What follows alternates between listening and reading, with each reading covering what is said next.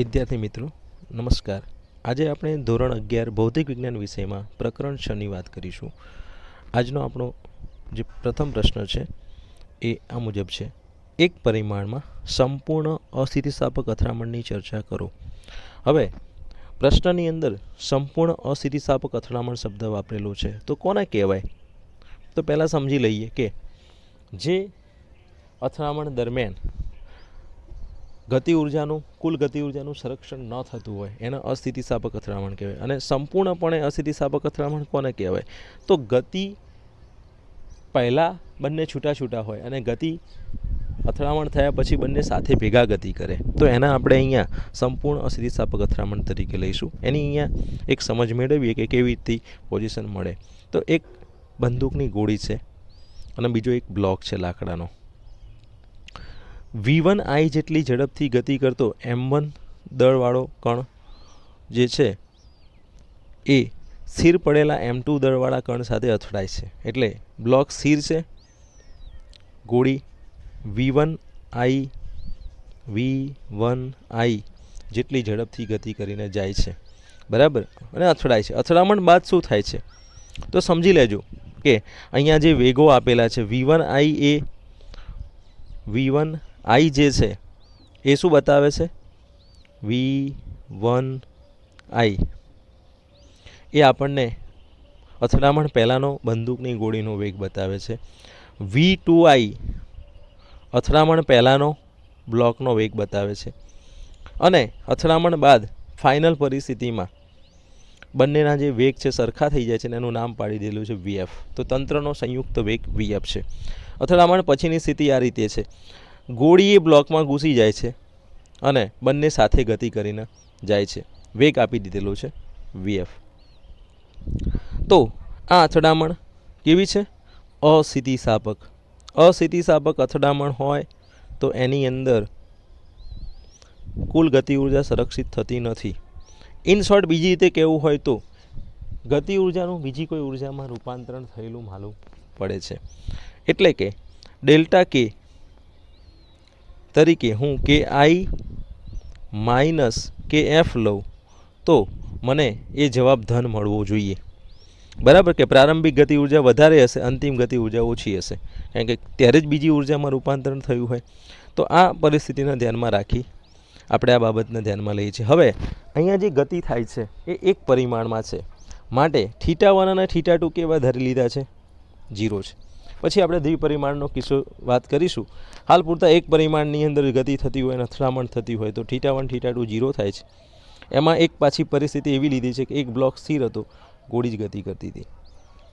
બીજા કિસ્સાઓની આપણે હાલ જરૂર નથી. આપણે ખાલી માત્ર ડેલ્ટા કેનો જવાબ કેવો મળે છે, સરખો 0 મળે છે કે ગ્રેટર ધેન 0 મળે છે, KI માઇનસ KF એ મેળવવા માગીએ છીએ, બરાબર.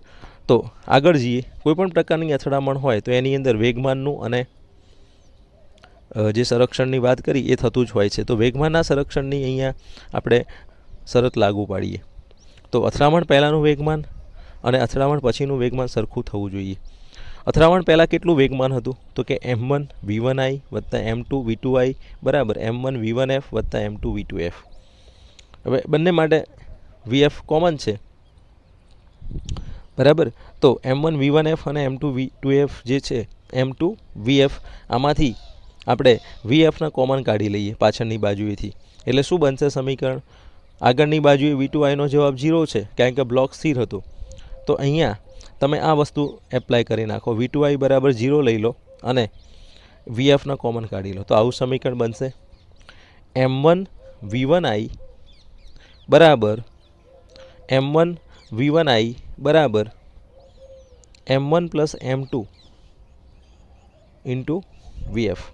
હવે આમાંથી VFના સૂત્ર કરતાં કરીએ તો સમીકરણ આ રીતે કન્વર્ટ થઈ જશે: VF is equal to M1 ભાગ્યા M1 plus M2 into V1I. ચલો આનો નંબર 1 આપી દઈએ. અથડામણ દરમિયાન જે ગતિ ઉર્જાનો ફેરફાર થાય છે, વ્યય થાય છે, એ શોધવું હોય તો શું કરવું પડે? તો અથડામણ પહેલાંની ગતિ ઉર્જા ઓછા અથડામણ પછીની ગતિ ઉર્જાની બાદ બાકી કરવી પડે તો ઉર્જાનો વેગ ખબર પડે.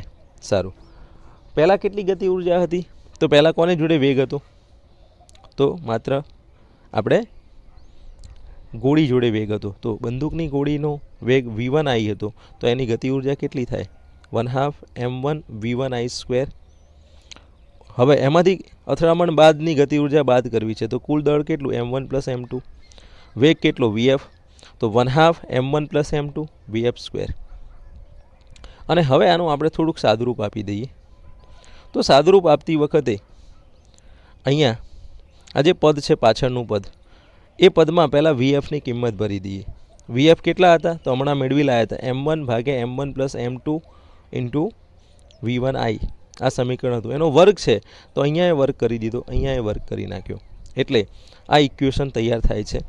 1/2 m1 v1i સ્ક્વેર ઓછા 1/2 m1 પ્લસ m2 ગુણ્યા vfની કિંમત મૂકી m1 ભાગ્યા m1 પ્લસ m2 નો સ્ક્વેર ઇન્ટુ v1i સ્ક્વેર. અને આ સમીકરણ એકનો ઉપયોગ કર્યો છે, બીજું કંઈ અહીંયા કર્યું નથી. સમીકરણ 1 પરથી લખેલું છે. હવે તમે જોઈ શકો છો કે v1i સ્ક્વેર 1/2 m1 જે આમાં છે એ જ આમાં આવેલું છે. તો આમાંથી 1/2 m1 v1i સ્ક્વેર કોમન કાઢી લઈએ તો શું વધે? તો પહેલા સ્ટેપની જગ્યાએ 1 વધે, અને બીજા સ્ટેપની જગ્યાએ જુઓ અહીંયા વર્ગ હતો, m1 સ્ક્વેર હતો, એક m1 બહાર આવતા રહે વર્ગમાંથી, તો એક m1 વધ્યા અને ભાગાકારમાં m1 plus m2.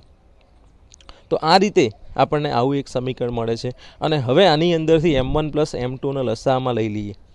m1 plus m2 લસા લઈ લેવામાં આવે તો એ અહીંયા ગુણાશે એક સાથે, તો m1 plus m2 minus m1, તો શું વધશે? m2 વધશે, બાદબાકી કરીશું એટલે. તો આખું સમીકરણ જે છે એ આ રીતે બનશે 1/2 m1 v1i સ્ક્વેર ગુણ્યા m2 ભાગ્યા m1 પ્લસ m2. અને હવે m2ને ગુણી નાખીએ આગળ, તો સમીકરણ આ રીતે મળે છે ડેલ્ટા k બરાબર 1/2 m1 m2 v1i સ્ક્વેર ભાગ્યા m1 પ્લસ m2. હવે તમે જોઈ શકો છો કે અહીં delta k is greater than 0 મળે છે. ડેલ્ટા k ગ્રેટર દેન 0 મળે છે, જે દર્શાવે છે કે પહેલાંની ગતિ ઉર્જા એ અંતિમ ગતિ ઉર્જા કરતાં વધુ હતી, માટે કોઈ રીતે ઉર્જા બીજા કોઈ સ્વરૂપમાં રૂપાંતરિત થયેલી હોવી જોઈએ. બરાબર. તો આ રીતે તમારે આ પ્રશ્ન લખવાનો થાય પૂછાય તો. હવે આપણે દ્વિપરિમાણની વાત કરીએ. મિત્રો, હવે આપણે દ્વિપરિમાણમાં સ્થિતિસ્થાપક અથડામણની ચર્ચા કરવા માગીએ છીએ. તો દ્વિપરિમાણમાં સ્થિતિસ્થાપક અથડામણ મેળવવા માટે આપણે અહીંયા એક પરિસ્થિતિ વિચારીએ કે એક m1 દળનો પદાર્થ છે, એક m2 દળનો પદાર્થ છે. m1 દળ અને m2 દળના જે પદાર્થો છે એમાં m2 દળનો પદાર્થ સ્થિર છે અને m1 દળના પદાર્થનો જે વેગ છે એ x દિશામાં છે, અને જે આપણને અહીંયા ધારી લઈએ કે v1i જેટલો છે, v2i 0 છે. હવે અથડામણ થાય છે એના પછી શું થાય છે?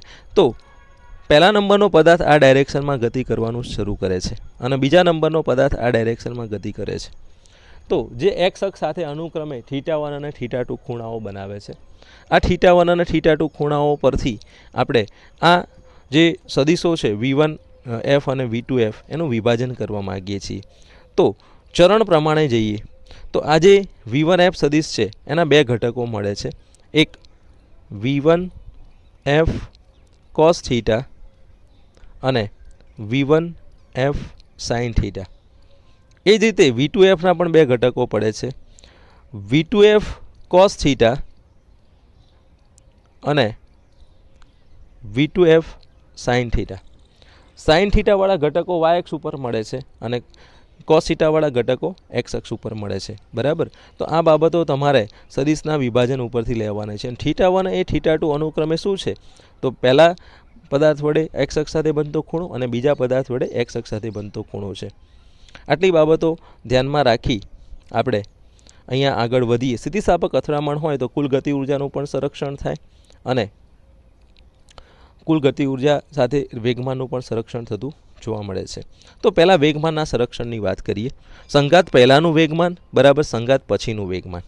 ચલો, પહેલાં તો એક જ પદાર્થ ગતિ કરતો હતો એટલે m1 v1i is equal to m1 v1f plus m2 v2f લખાય.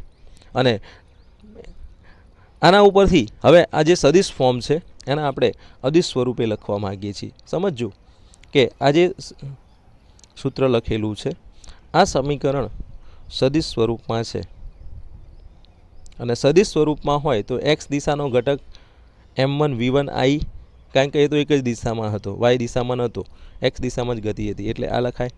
અને અહીંયા v1fના કોસ થીટાનો ઘટક તો v1f કોસ થીટા 1 પ્લસ બીજા માટે m2 v2f cos theta 2 x ઘટકો માટે. અને એ જ રીતે વાય ઘટકો માટે લખતા હોઈએ તો અહીંયા 0 થઈ જશે. આ ખાસ ધ્યાનમાં રાખવાનું છે. અહીંયા 0 કેમ આવે છે? તો વાય દિશામાં પ્રારંભિક વેગને કોઈ ઘટક છે નહીં, માત્ર એક્સ દિશામાં છે, માટે અહીંયા 0 લખેલું છે. તો 0 is equal to m1 v1i sine theta ઓછા m2 v2i v2f sine theta, આવું લખવું પડે. અને હવે આ બે સમીકરણોનો ઉપયોગ કરી આગળ જે વસ્તુ મેળવવી છે એની ચર્ચા કરી. સ્થિતિસ્થાપક સંઘાત હોય તો શું થવું જોઈએ? તો સ્થિતિસ્થાપક સંઘાતની અંદર કુલ ગતિ ઉર્જાનું સંરક્ષણ થાય. તો સંઘાત પહેલાંની ગતિ ઉર્જા બરાબર સંઘાત બાદની ગતિ ઉર્જા.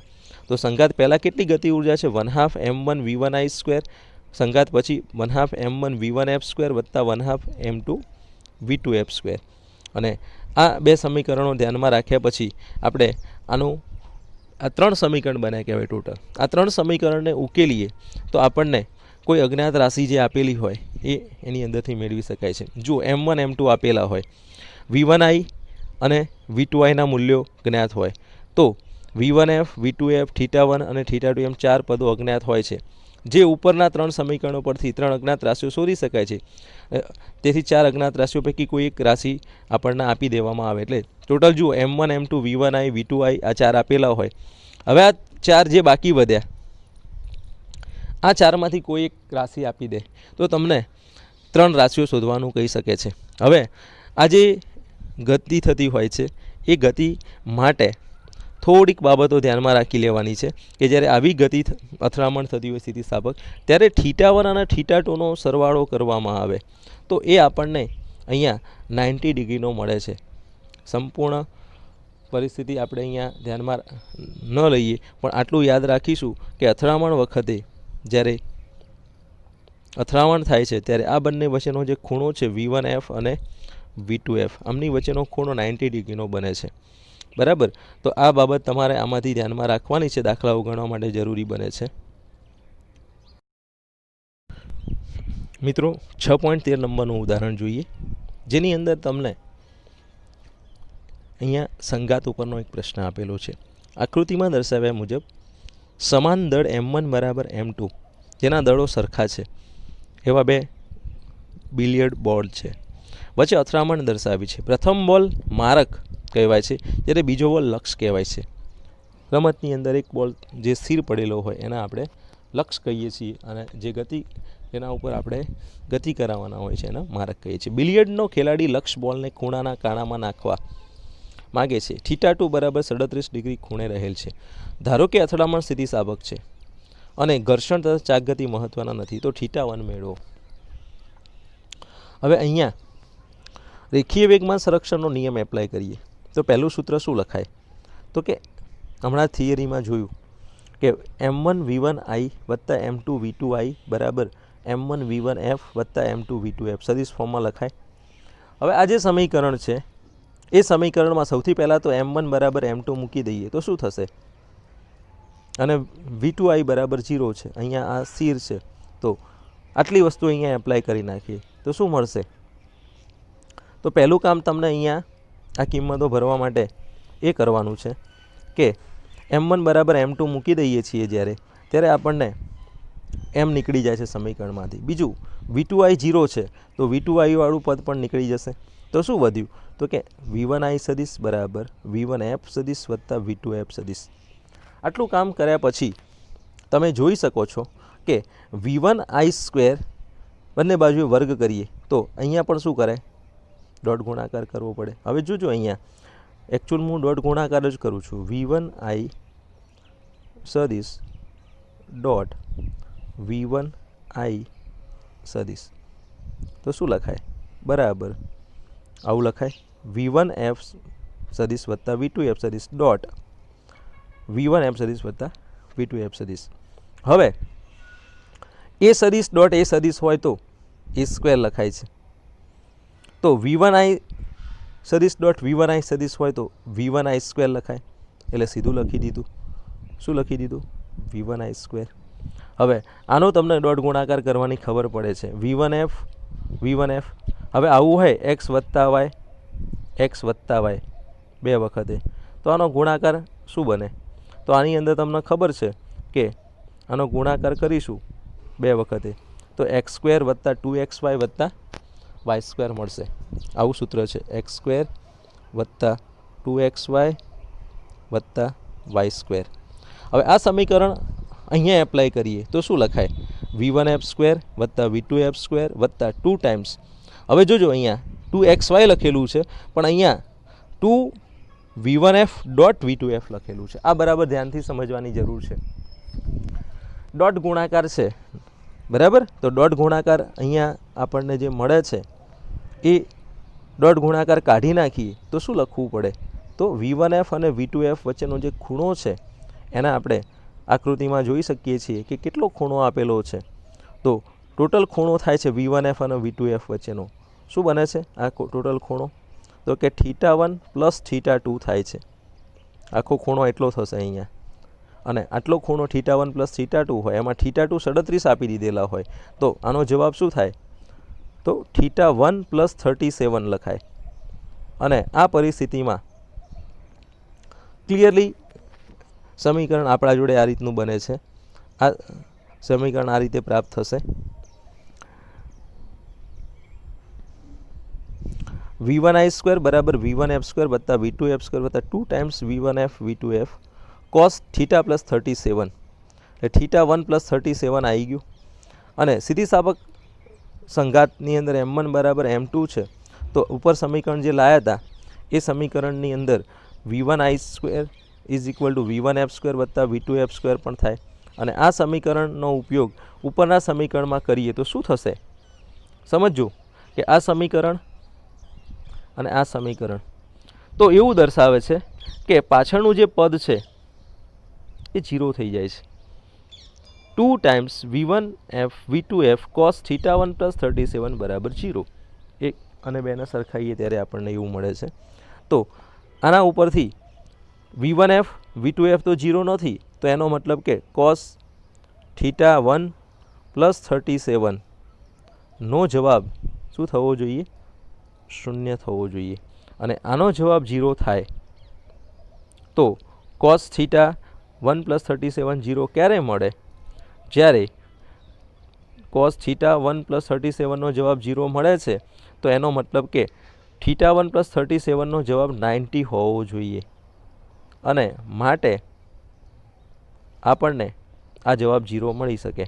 તો અહીંયા પહોંચ્યા પછી cos θ નો જવાબ કોના માટે 0 હોય? તો કે 90 માટે. cos 90 બરાબર 0 છે. એ વસ્તુનો અહીંયા ઉપયોગ કર્યો છે. તો આના ઉપરથી θ1 મેળવીએ છીએ તો 53 ડિગ્રી થશે. 90 ઓછા 37, 90માંથી 37 બાદ કરીશું એટલે 53 જવાબ મળશે. તો θ1 શોધવાનું કીધેલું છે. તો આ રીતે જોવા જઈએ તો જોઈ શકાય છે કે એક દડો સ્થિર હતો અને એક દડો ગતિ કરતો હતો. તો ગતિ બાદ બંને જે કણો છે એની અથડામણ થયા બાદ એ એકબીજા સાથે કેટલા ડિગ્રીના કોણે? 90 ડિગ્રીના કોણે જ ગતિ કરે છે. એટલે આ ખાસ ધ્યાનમાં રાખવાનું છે કે એક સ્થિર હોય અને બીજો ગતિ કરે તો અથડામણ પછીની પરિસ્થિતિમાં બંને પદાર્થો વચ્ચેનો જે વેગ સદિશ છે બંનેનો એ 90 ડિગ્રીએ જશે. બરાબર. આનો ઉપયોગ તમે MCQ માટે કરી શકો છો અને આ પ્રશ્નો ખૂબ મહત્ત્વના બની જાય છે. ગુજકેટના નીટ જેવી એક્ઝામો, જે બાહ્ય એક્ઝામો લેવાય છે એની અંદર અથડામણોની વાત કરીએ ત્યારે